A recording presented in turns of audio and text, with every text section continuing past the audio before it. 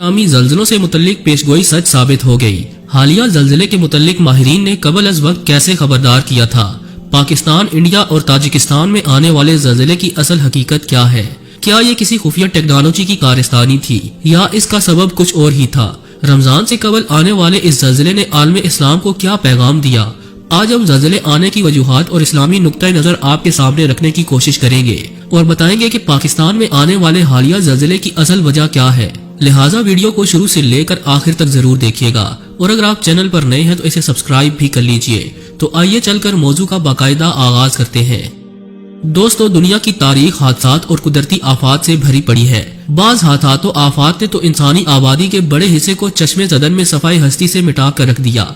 आफात कई तरह की होती हैं, मसलन सैलाब, तूफान, जल्जले और वबाई अमराज। लेकिन इंसानी जिंदगी पर जल्जले के असरात दीगर कुदरती आफात के मुकाबले में कहीं ज्यादा खतरनाक और देर पा होते हैं। जल्जलों की हलाकत खेजी जंगों और वबाई अमराज से कहीं ज्यादा होती है। नफ्सियाती माहिरीन का कहना है कि जल्जले से जिंदा बच जाने वाले अफराद पर बरसों शदीद हज़्नो मलाल, यज़मुर्दगी, खौफ और ड्रोने ख्वाब मुसल्लत रहते हैं। तारीख इंसानी के महफूज शुदा रिकॉर्ड के मुताबिक अब तक आने वाले जल्जले 8 करोड़ इंसानों को हलाक कर चुके हैं और माली नुकसानात का अंदाजा लगाना नामुमकिन है।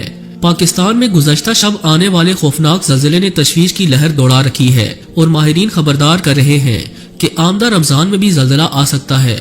इस हवाले से यह खबर भी गर्दिश कर रही है कि गुज़श्ता शब आने वाले जल्जले की कबल अज वक्त ही पेशगोई कर दी गई थी, जिसके बाद पेशगोई सच साबित हुई। इस पेशगोई के बाद ये सवाल भी उठाया जा रहा है कि आया ये जल्जला किसी खुफिया टेक्नोलॉजी का शाखुसाना तो नहीं? ताजिकिस्तान से उठने वाले इस जल्जले ने चीन, पाकिस्तान, भारत, उज्बेकिस्तान, काजिकिस्तान और करीबी ममालिक को हिला कर रख दिया। जाली और माली नुकसान की इत्तलात भी मंजर-ए-आम पर आ रही है। पाकिस्तान के सूबा खैबर पख्तूनख्वा में हालिया जल्जले ने बड़ी तबाही मचाई और दर्जनों मकानात मुनहदिम हो गए। 20 अफराद के हलाक होने और 200 के करीब जख्मी होने की खबरें भी सामने आ रही हैं, जिससे गुज़श्ता शब आने वाले जल्जले की शिद्दत का अंदाजा लगाया जा सकता है। दोस्तों, सवाल ये है कि क्या वाकई हालिया जल्जला इंसानी तख्लीक करदा टेक्नोलॉजी की मदद से लाया गया या फिर ये अल्लाह का अजाब था? उलमा के मुताबिक ये अल्लाह की जानिब से वार्निंग थी कि इंसान संभल जाए। इस्लामी नुक्ता नजर को देखे तो जल्जलों को अल्लाह का अजाब और कहर करार दिया गया।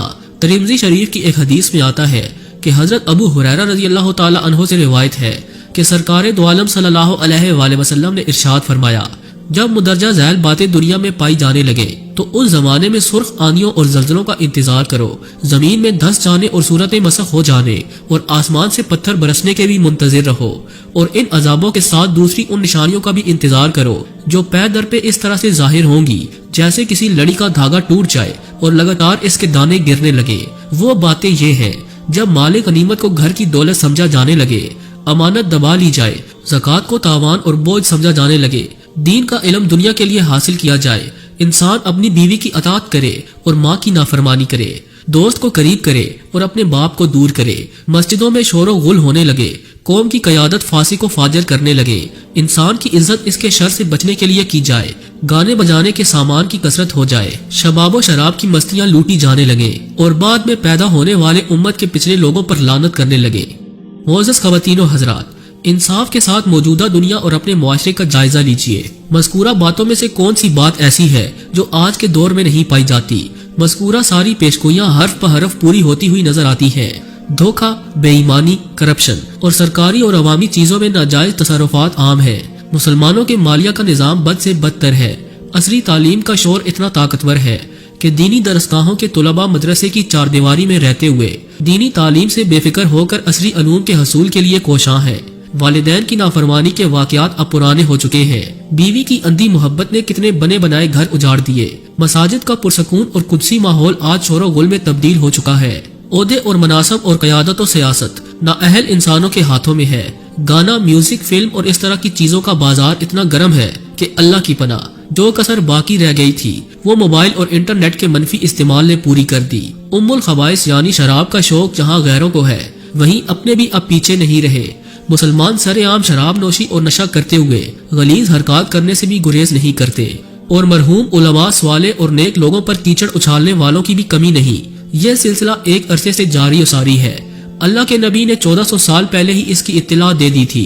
जहाँ ये इरशाद एक तरफ इस्लाम की हकानियत की वाज़ेह दलील है, وہیں دوسری طرف زلزلوں کی آمد کی وجوہات سمجھنے میں معین و مددگار بھی ہے، اور یہ وہی ماحول ہے جس کے بارے میں حضرت عائشہ صدیقہ رضی اللہ تعالی عنہا نے ارشاد فرمایا تھا، جب لوگ زنا کو حلال کر لیں، شراب پینے لگے اور گانے بجانے کا مشغلہ اپنا لیں تو اللہ کی غیرت جوش میں آتی ہے اور زمین کو حکم ہوتا ہے کہ وہ زلزلہ برپا کر دے۔ ناظرین کرامی، سائنس کہتی ہے کہ جب زمین کی ٹیکٹونکس پلیٹ جو طے در طے مٹی، پتھر اور چٹانوں پر مشتمل ہوتی ہے کسی ارضیاتی دباؤ کا شکار ہو کر ٹوٹتی ہے یا پھر اپنی جگہ چھوڑتی ہے تو سطح زمین پر زلزلے کی لہریں پیدا ہوتی ہیں۔ یہ لہریں نظر تو نہیں آتی، لیکن ان کی وجہ سے سطح زمین پر موجود ہر چیز ڈولنے لگتی ہے۔ لیکن اس کے برخلاف اسلامی نقطہ نظر سے دیکھا جائے تو یہ بات واضح ہے کہ زلزلے کا بنیادی سبب انسان کی بدعمالیاں ہے، اور زلزلہ در حقیقت اللہ تعالیٰ کی طرف سے زبردست وارننگ ہے۔ ہمیں یہ اطلاع دی جاتی ہے کہ تمہارا رب تم سے ناراض ہے، تم نیکیوں کی جانب متوجہ ہو جاؤ اور اپنا احتساب کرتے ہوئے رب کی بارگاہ میں حاضر ہو کر گناہوں کی معافی طلب کرو۔ سائنس نے یہ تو بتا دیا کہ زمین کی پلیٹیں ہلتی ہیں تو زلزلہ آتا ہے، لیکن اس کا حل اور ایسے موقع پر کیا کرنا چاہیے یہ نہیں بتایا۔ لیکن اسلام نے جہاں ایک طرف زلزلے کے اسباب بتائے، وہیں دوسری طرف اس کا معقول اور مطمئن حل بھی بتایا، اور دنیا کی تاریخ بالخصوص تباہ شدہ اقوام کی تاریخ کے مطالعے سے یہ بات واضح ہو جاتی ہے کہ اسلام نے جو کچھ بتایا اس سے صرف نظر نہیں کیا جا سکتا۔